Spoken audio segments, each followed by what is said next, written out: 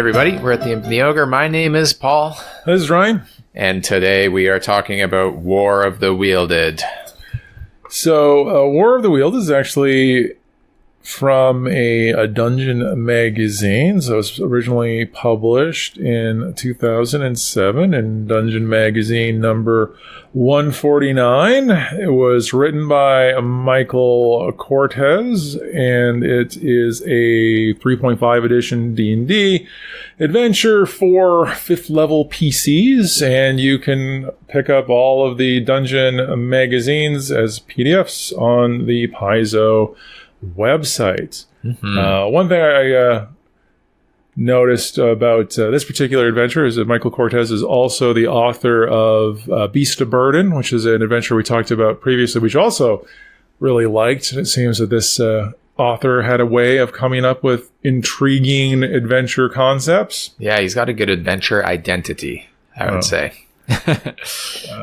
This adventure has a cool theme behind it, and that there's two opposing thieves guilds, but their motives are not because of personal motives, they're because of motives of intelligent weapons. Yeah, it's definitely a play on, I guess you could almost consider a classic trope of getting pulled into a conflict between two warring factions. It's just the nature of the factions. So as we see, the PCs will discover that the leaders of these guilds are not people. They're weapons.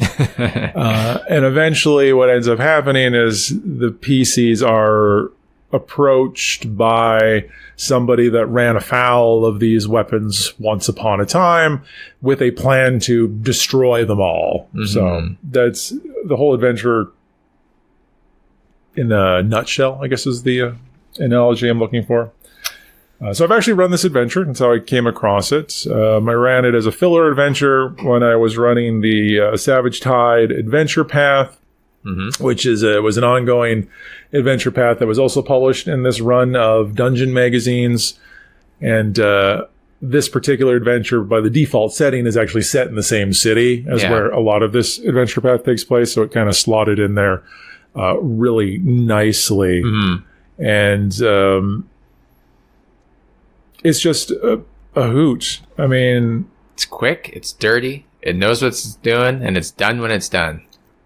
Like, you can just plop it in anywhere. Yeah, no, I think I actually made a note of that somewhere in scribblings here, is that I think this adventure works kind of best as a side quest, right? Like, because it's so self-contained and can be so breezy, it's not something you hang on a campaign arc, if you will. Yeah. Like, this is the type of thing that your players are already trying to get from point A to point B, and they get distracted by this particular conflict. Like, it could be an interesting thing too, because the way that the hook starts is that you just kind of stumble across a brawl in an alley, right? And like, you could use this hook repeatedly in sessions with your PCs never following up on it, right? Like, if you're in town wait until the next thing, they hear a scream or a fight break out in the alley, you just could continually drop this during a campaign with them never picking up the lead until one time maybe they do go and investigate it. And then you just run the adventure, right?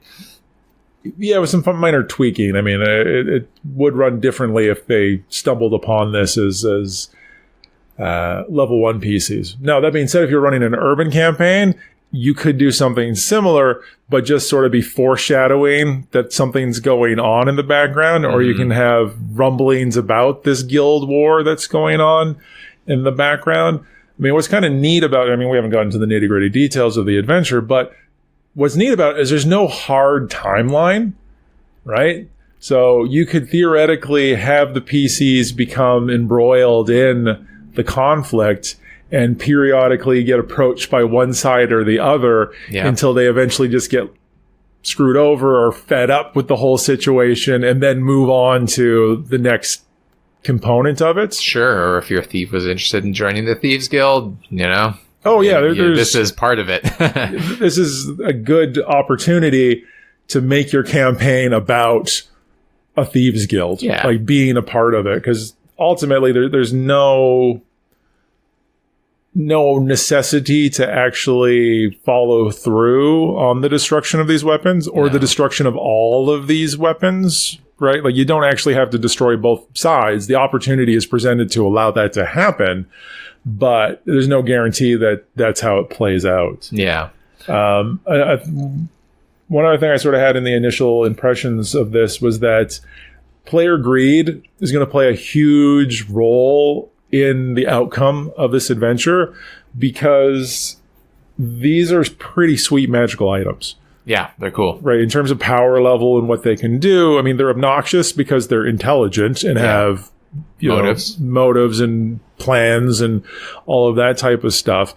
But if the PCs are working with one of the factions or the other and are the wielders of these powerful magic items, they may not want to just throw them away and just be like, yeah, let's destroy this amazing weapon that's better than anything else anybody else has, right? Yeah. So I thought that was a potentially interesting dynamic to occur, right? Especially maybe if only one of your PCs has it. Like, your thief has the cool sword and has been working with the Thieves Guild, and then the other players approach them being like, so we want to talk to you about your sword. We think we need to have an intervention here, and we're going to destroy them all. Yeah. And be like, no. I want to keep my sword. And you do find one of the swords immediately. Yeah. It's in the hook, things. Right?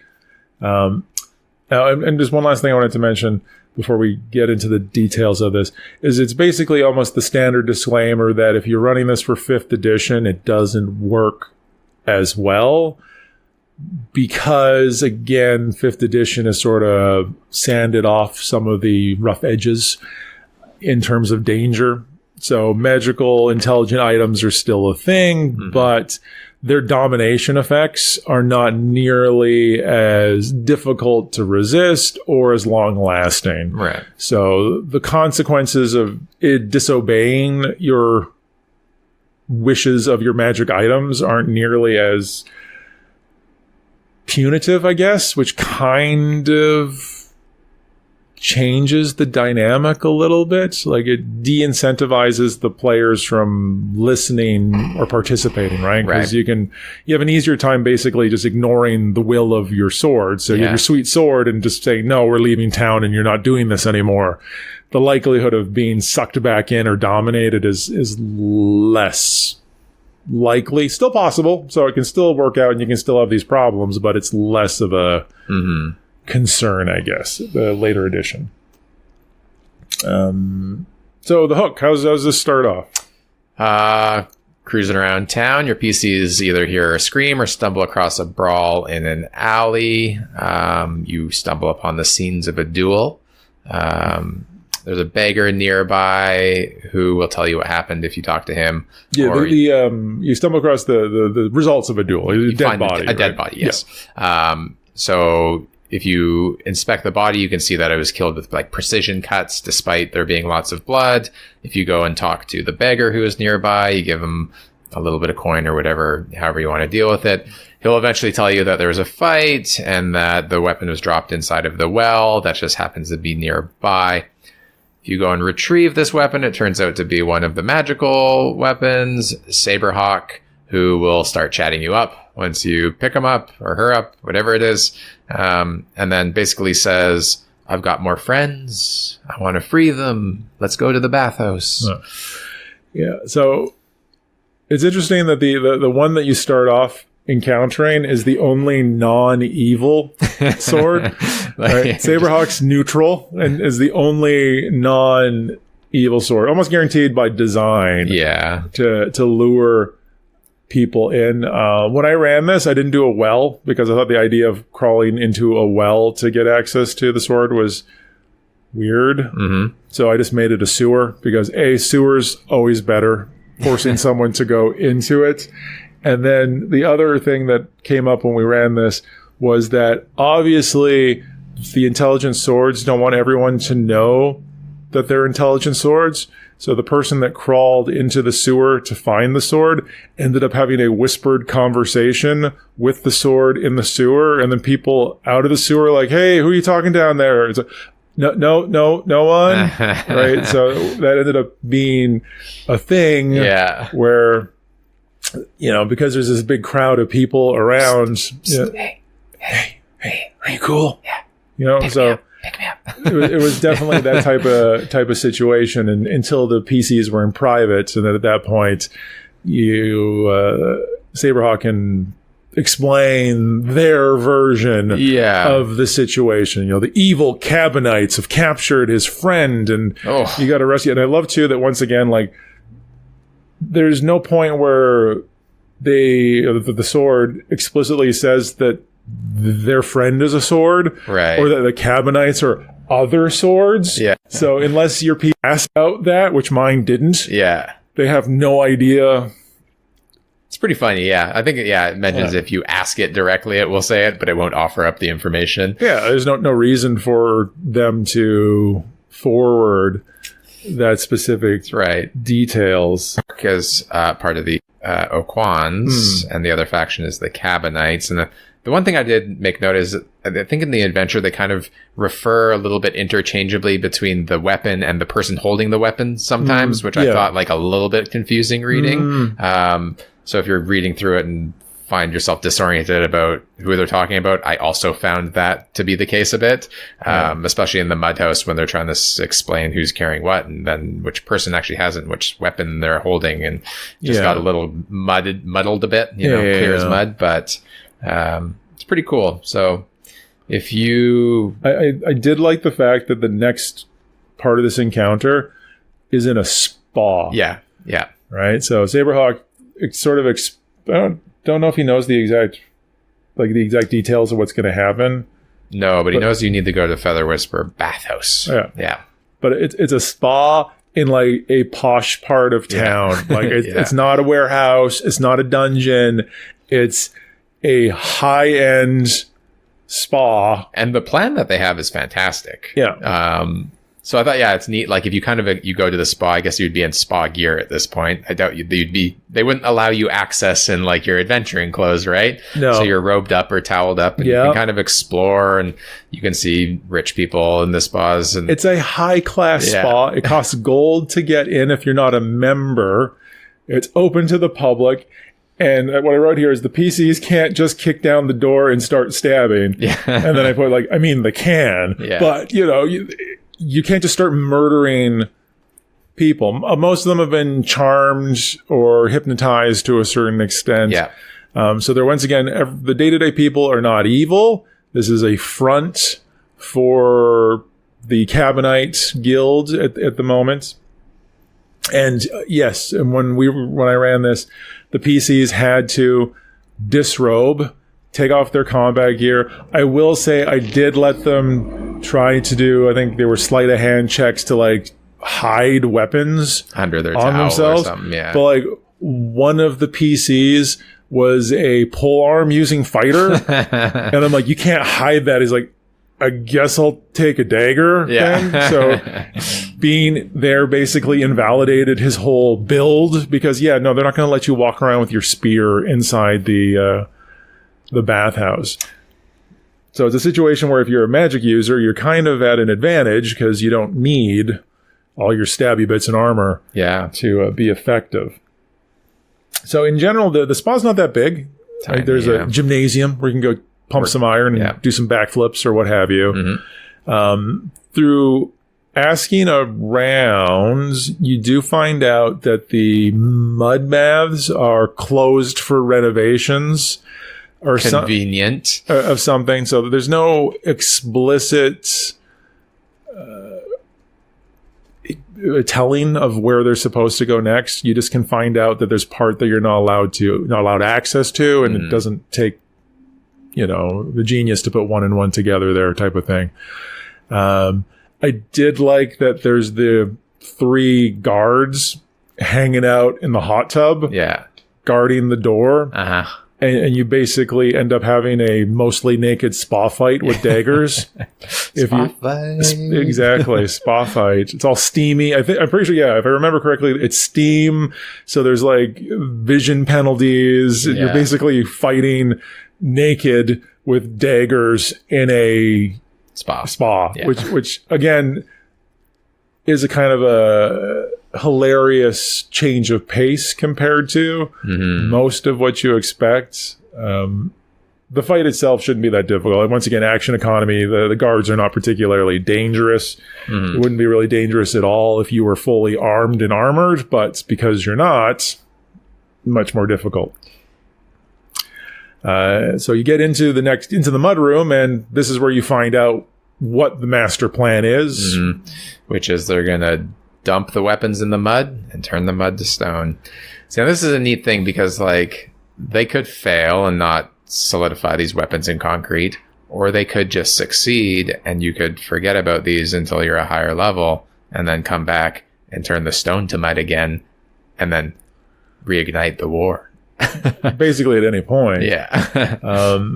It was a bit muddled, but I'm pretty sure that there's only one Oquan here. I think it's just Horde Cutter is the other one there, and then a bunch of Cabanites are there.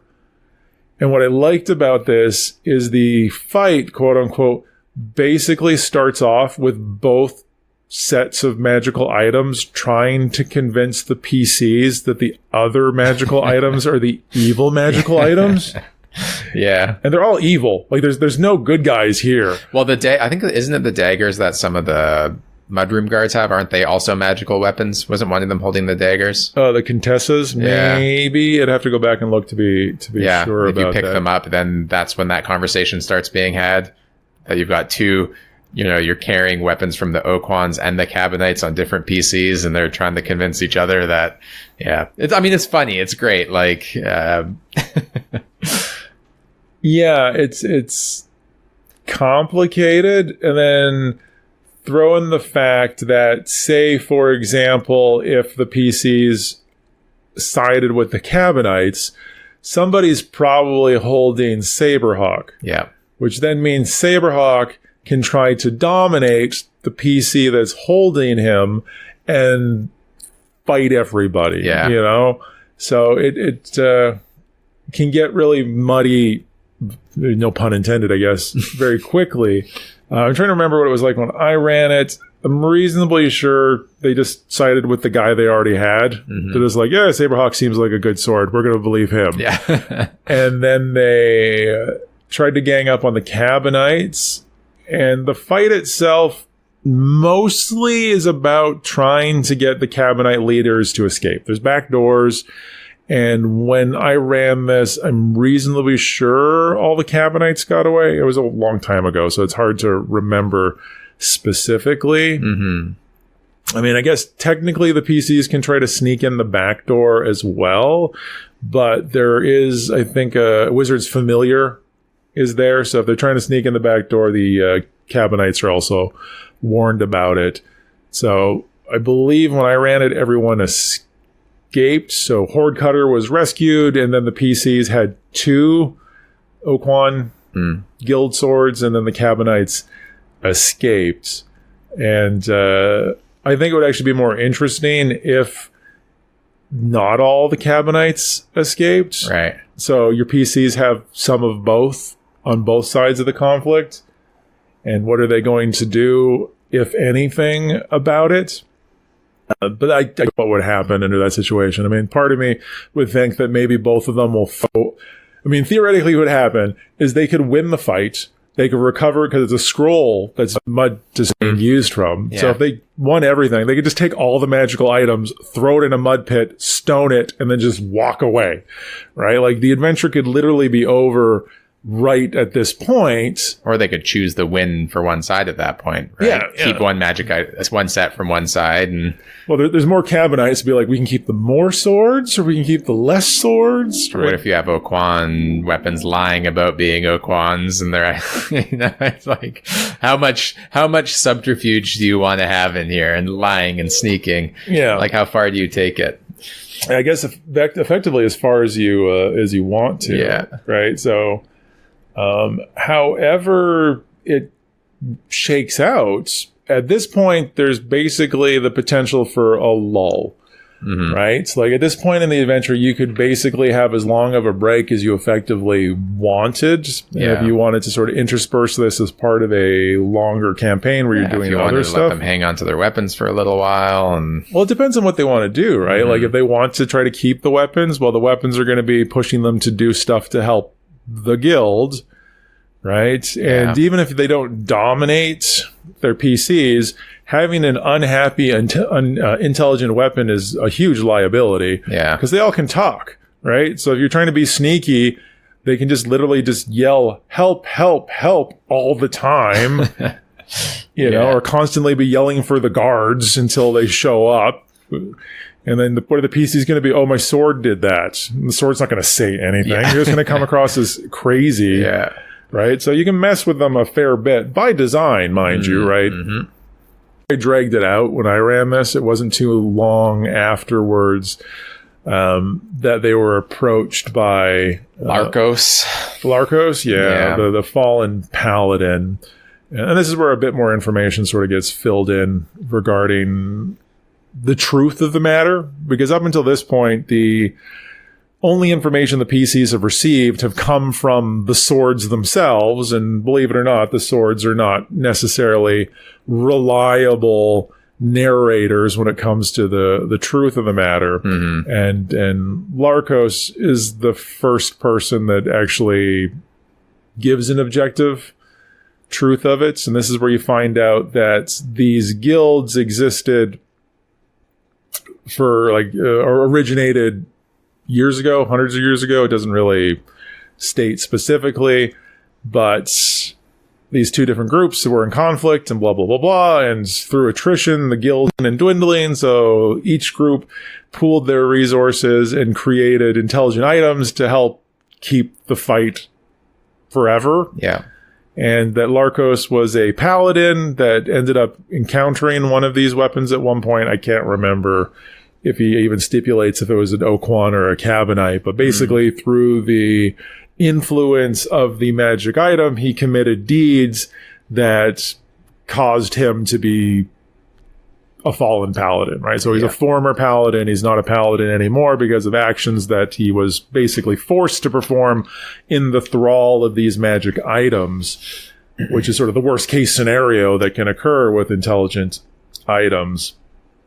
And then he had previously worked to get these items out of circulation and into like private collections and all of that type of stuff. But recently somebody touched one of the swords and basically it's all kicked up again. So he's trying to put an end to the Oquan Cabinet War for once and for all. And he had fought for both sides as well, so he knows the evils of both sides. Yeah, again, I couldn't remember the specific details. So anyway, he has this plan that he brings to you, which is capture a rust monster, and he's created a Kogoksen. Not any rust monster. Kogoloksen. The Kologoksan, a giant, the world's biggest, most powerful, rustiest of rust monsters. Yeah, and he's designed this like an ironwood cage so I mean, this part of the adventure is like, just go try and capture this thing. That's it. You just go to the cave and it's in there, so you can like however you want to like I don't know, ET it into the cage with weapons or whatever. Reese's Pieces. However you want to try and lure this thing into the cage. It's because it's a large, fiendish rust monster. Yeah. So this is all about your PCs trying to figure out a way of getting this giant monster that destroys their equipment into this cage without harming it. So that's where the challenge is. There's really no right or wrong way to do this, and depending on your PCs, let them go crazy with some convoluted plan, right? Let them go as nuts as they want to. Live bait, a big pile of metal, whatever you want. For my group, they weren't the most inventive of people, so we kind of hand waved a lot of this because it was bogging down everything with, well, what do we do? Or should we do this? Or should we do that? And I don't know. What should we do? It's like, it doesn't really matter. I don't think that it is necessarily the most important part of the adventure to come up with the most realistic plan for getting this monster into a cage. Yeah. If your PCs are super into it, yeah, I think trying to rope it with ropes and trying to encounter, dealing with it only wearing leather armor and wooden weapons and stuff like that would be kind of hilarious. But for me, it wasn't a crucial part of the adventure, so I didn't really push the points that much. And it's the last component of the adventure that is by far the best component of the adventure. So you don't really want to get bogged down with capturing and transporting the rust monster. Yeah, I agree. Like it's going to get done regardless eventually if you're going along with the plan. So yeah. Once the monster is captured, though, our buddy Larkos has devised the world's greatest safe house. And he calls a meeting between the Oquans and the Cabanites, knowing that because they both know who he is, they'll both want to come and try and recruit him back into their side. Or wasn't he trying to negotiate a truce? Yeah. And he just assumed that since they would both try to just kill the other group and use the truce as an excuse to eliminate their rivals, so they don't show whatever the nefariousness aspect of it is. He basically gets them to agree to come to this basically trap, right? He's modified, I can't remember, is it a watchtower or something, to seal completely using magic effectively. Yeah. And you, the party, bring the giant rust monster. And what you end up What ends up happening is that you end up with the Oquans all showing up. You end up with, so they bring themselves the swords, some retainers. I can't remember what it works out to being 6 and 6 or what have you. But all the magical items and retainers arrive. So you have those two factions. You bring a giant rust monster that gets released into the area, and then there's the PCs and the and Larkos, or which are effectively on the same side. So when you get the trap triggered, it ends up becoming a giant 4-party brawl, if you will, right? Like the PCs are fighting the Cabanites and the Oquans. The Cabanites and Oquans are fighting each other and you and the rust monster. The rust monster is fighting anybody and trying to eat everybody's weapons. Yeah. Right? So the interesting part of this encounter is about trying to kill the Oquans and Cabanites, or disarm them, or however you want to do it, before they kill the rust monster. So in this fight, I actually had my cleric healing the rust monster so it didn't die. That's because awesome. If the rust monster dies, you fail. Yeah. Right? Like if it doesn't have the opportunity to eat the weapons or destroy them with its feathery antennas or what have you, everything fails. So it ends up just being this giant, chaotic cluster mess of conflict. So from a DM standpoint, it's a mess because there's a lot of moving pieces. Mm-hmm. And because you have all these intelligent items and all the intelligent items have special abilities and everybody's trying to get away from this thing and get out and fight, there's a lot going on. Yeah. So from the DM side of things, it's a mess. But fun. It's a fun mess, but, yeah, in most situations, I'm complaining about my PC's turns taking too long to accomplish anything. But in this fight, you're like, okay, so this sword can do this. Do I want to do that? Okay, who has, keeping track of who has what. Yeah. Because again, there's more mooks than there are magic weapons. Mm-hmm. So sometimes a mook will go down, or a magic weapon wielding guy goes down, and then suddenly they start yelling for someone else to come pick them up. So you have that sort of thing to keep track of. That's true. Which is a bit of a pain. And then, of course, this all assumes that the PCs don't have any of the weapons. Yeah.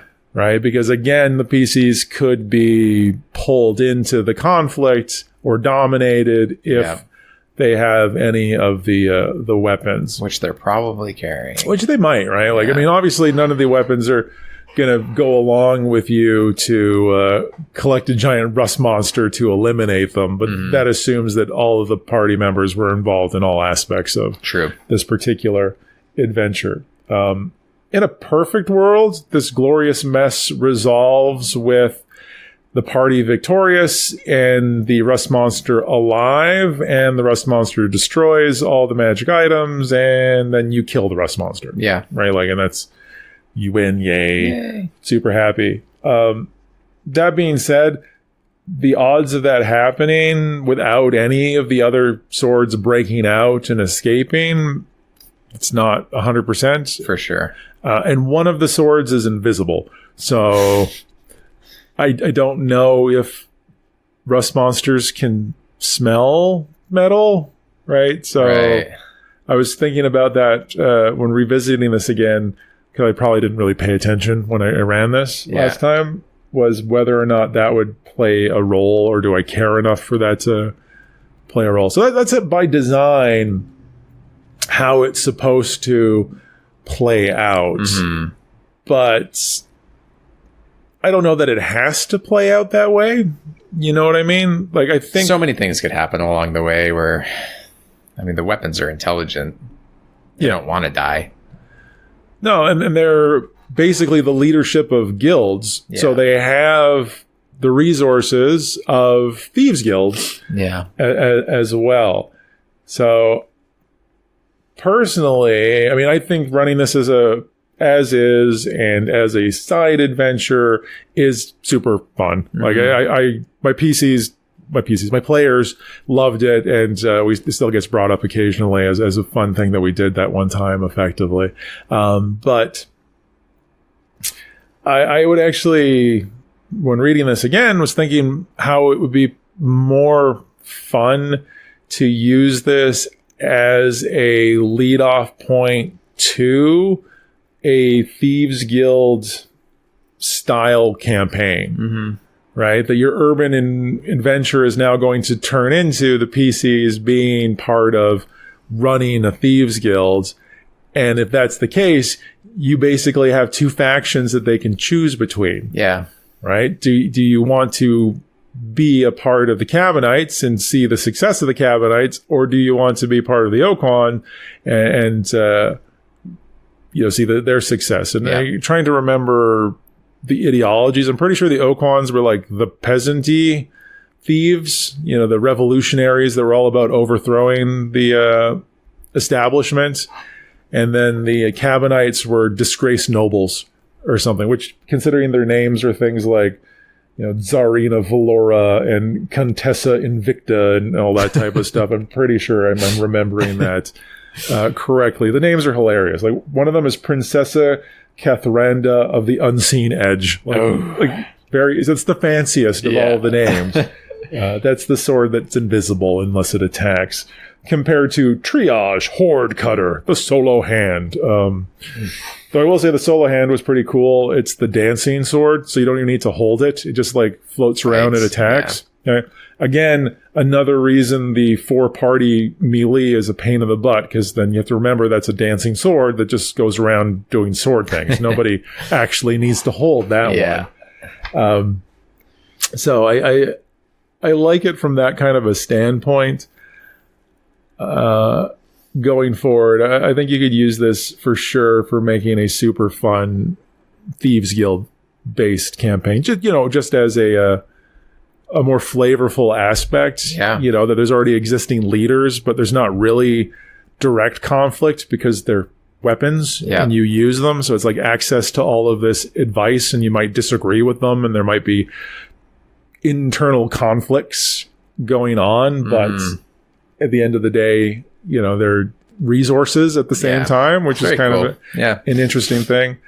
On the whole, I really like that this adventure uses intelligent items so liberally, right? Like, I don't know how often in an average campaign you ever even come across a single intelligent item, and here you have 12. or whoever 10, 11, Yeah. I don't know, right? A bunch of them, and illustrating the issues that can arise from having intelligent items, like the idea that there's this never-ending conflict because of an intelligent group of items. Mm-hmm. I really like that as an idea, and even if you didn't want to use a giant army of intelligent items, effectively what you got going on here, you could easily steal the basic premise, right? Mm-hmm. Like, what if the emperor was a sword?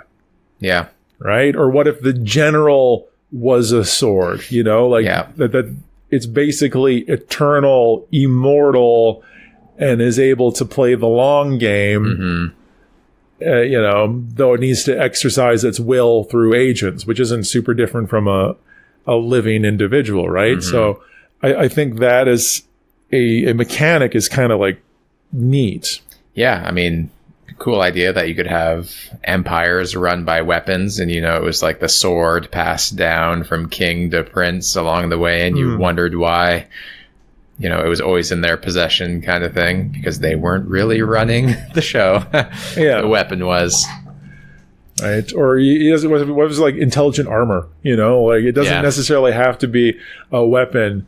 Like, I think it'd be kind of neat, the concept of, the person might be masquerading as the same person, but it's not. The magic item just possesses some other weak-willed person over and over again to make them seem like it's still a person. So, the emperor might appear to be the same person or this forever person, but it is actually a magic item that's telepathically commanding their puppet to do what they want to do. Good idea if you're willing to embark on the path of intelligent weapons and armor. Seems like a lot, Yeah, but it doesn't have to be everything, right? From a one-off standpoint, I think it's kind of an interesting idea. Yeah. Right? And when you think about it, it makes sense thematically for this to happen not rarely, right? Like, in a world where you can create magic intelligent items and imbue them with personalities and goals and all of that type of stuff, why doesn't it happen more often? Well, and you'd think like maybe someone at the end of their life as well, to carry on their reign, would want like some forgotten king that knew he was like, well, I'm going to die soon, but maybe I can imbue this weapon with my will and the same goals, right? Like, if you could create that makes sense to carry on an empire that way. Or what if every king gets turned into a magic item, and then the Hall of Kings is just magic items that every subsequent king can receive counsel from, right? Like, that'd be a cool, like, almost like a martial law thing. If the kingdom's in jeopardy, you go wield the weapons of ex-kings to have like the Council of Kings. Yeah. Right? Like that there's some cool concepts that you could use for this. Or maybe like the Knights Protector are actually the weapons. Yeah. Right? And they're designed to protect the king, and it doesn't actually matter who has the weapon because the weapon confers the abilities to it. So you basically have somebody that's willing to have their personality subsumed by, willingly be dominated to take on the mantle of Knight Protector of the realm or whatever, right? Like, cool idea. There's got to be like a superhero that's the case, isn't there? Like, I'm trying to think of because I'm obviously not inventing this. This is not, but I'm trying to think of a situation where Thor's hammer. Yeah, same kind of idea. Shazam like whoever is sort of like that. Whoever has the whoever wieldeth the hammer have the might of Thor. If they're worthy or whatever, when they get turned into Thor. The Green Lantern rings. Yeah, you kind of, but if you just add the personality on top of it, that you're not just gaining the powers, you're gaining the ego, if you will, of it. I think there's an R.A. Salvatore book series, if I vaguely remember, it's about a regular guy that gets sucked into like a fantasy realm and he finds an intelligent spear that like does everything for him. So he becomes an awesome hero, but he's just like a random dude from our world. Yeah. And it's all the magic item that does everything and makes him awesome. And I'm like, yeah, that's kind of a neat trope, if you will. Very neat. Super fun.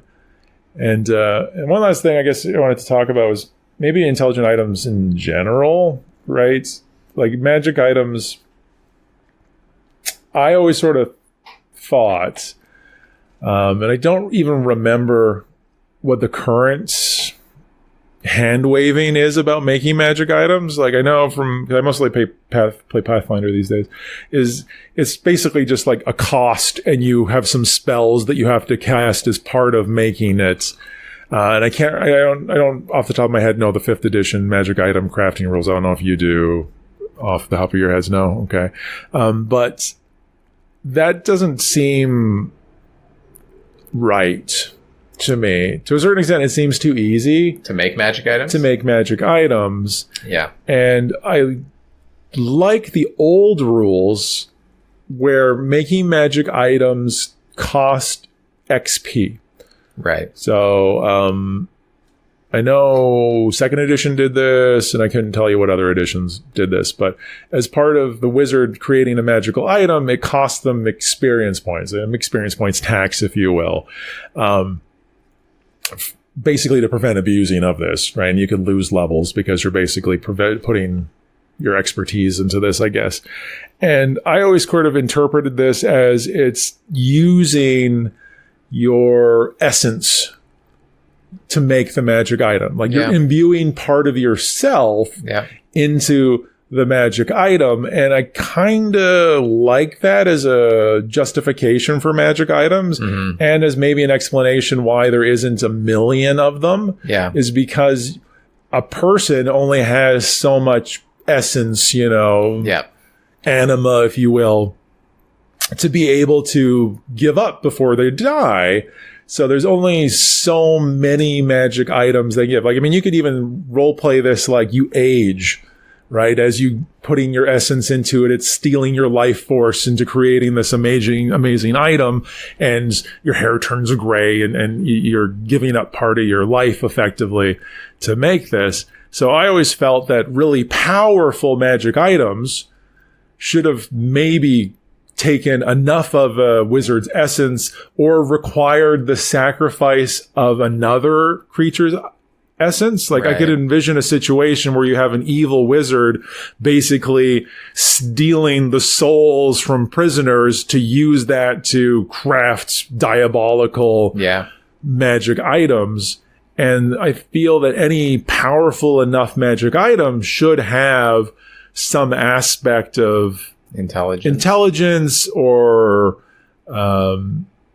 ego, like maybe not to the point where they're talking to you, but they should definitely like a compulsion. When you wield it, you feel compelled. You're compelled to do this or be able to act upon its user, right? You have an inclination now to do. There should be perks that like you find yourself humming tunes, right? Like there should be that type of aspect too for minor ones, and for really powerful ones. Yeah, it should have some ability to imprint upon the person because it is so strongly tied to the person that made it or whatnot, right? I mean, that would make more sense. I mean, if you're speaking about attunement to items, the longer you hold it, the more in tune their will becomes with yours. Makes kind of sense. Or and it also provides sort of a more grounded reason for why there'd be good items or bad items, or why you couldn't use a certain item,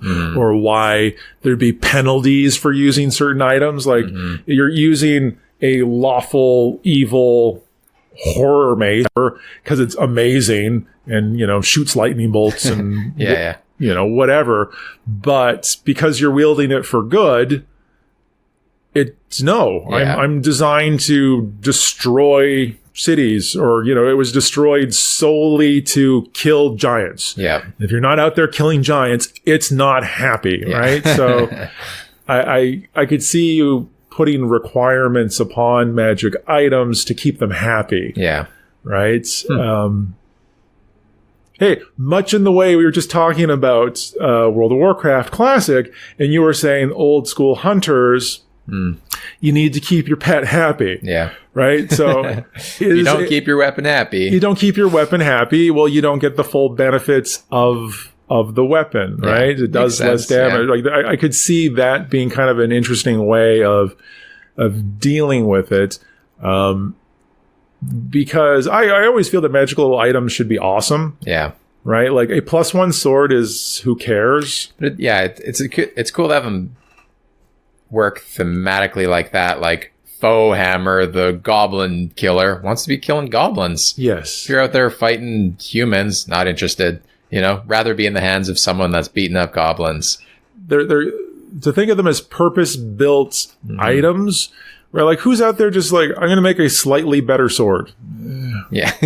Yeah. Whereas, you could also think of it too that master craftspeople, like you don't even need to necessarily be a wizard, if you think about it, to make a magic item. Maybe you just have to be an amazing craftsperson that puts blood, sweat, and tears into creating the most perfect weapon or perfect whatever. It's the culmination of their entire life, and they create this amazing thing. Yeah. Well, I would be okay with that being a magic item. Yeah. Right?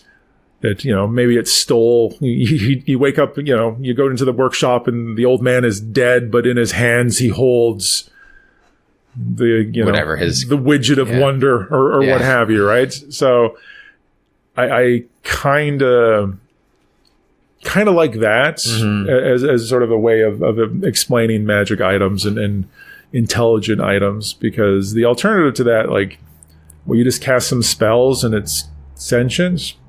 I think it makes way more sense that it was a person, that Horde Cutter used to be Steve. Yeah. And Steve gave up his life to become bound to the blade and so on and so forth. Yeah, it'd be better. Yeah, a good reason for them to be sentient, or if they were just like used for the same purpose over and over and over again, and just like by sheer age of time and by deeds done, that it, birthed sentience in it. Or it's been imprinted upon for generations. Like I could say it was the family sword of a line of paladins forever. And for the last 400 years, it's been passed from knight commander to knight commander to knight commander or what have you. That's going to leave a mark. It's been slaying evil for forever. And over the course of that time, it's developed its abilities through prowess. It reminds me of, I don't know if, was it the Eldar from 40K, that their souls are trapped in the little gems on their armor. So all the heroes from the Eldar, they might have changed this. I'm remembering like 5th edition or whatever, the last time I actually played 40K. But I remember that the heroes from that weren't the same people, right? They were just taking the Exarch mantle and the memories and abilities of all the past, people that wore that armor were part of it. So like you build in power over time effectively, and that explains the continuation of it. It's all of the history and past warriors that wielded this power armor imbue it with future stuff, and that makes sense. That's kind of a cool way of thinking of magic items, and it also could explain why magic items gain in power, right? Like older magic items could be more powerful than the younger ones just because of, the accumulation of power. Certainly, yeah. I don't know. It's a tangent that I could. We're down a rabbit hole now, so maybe we'll come back out to wrap this up. Overall, this adventure, I really liked it because it has an identity. It's short and sweet, gets it done, and you're just done with it when it's done if you want it to be. Yeah. It's a perfect side quest. It's fun, it's flavorful, it's memorable, and has a lot of options of different ways you want to take it. Right? What happens if one sword survives? you got a whole kinds of options. To be continued. Yeah. Dot. Yeah. As always, guys, thanks for listening. Next week, we are going to talk about Against the Cult of the Reptile God. Thanks for listening. Yeah. Bye.